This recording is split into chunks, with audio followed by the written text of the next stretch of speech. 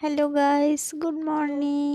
সকাল সকাল বসে পড়েছি পাঁপড় ভাজার চাটনি নিয়ে। বাড়িতে ছিল অনুষ্ঠান, এটা হচ্ছে অনুষ্ঠানের পরের দিন। সব কিছুই ছিল, তার মধ্যে আমি বেছে নিয়েছি চাটনি আর পাঁপড় ভাজা, যেটা আমার ফেভারিট খাবার মনে করতে পারো তোমরা।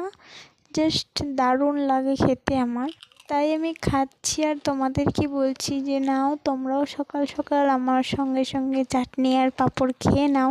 খেতে যা দারুণ ছিল না, ওয়াও! চাটনিটাও বেশ টেস্টি হয়েছিল। এটা হচ্ছে কালকের ভিডিও, তো ভিডিওটা আজ পোস্ট করছি।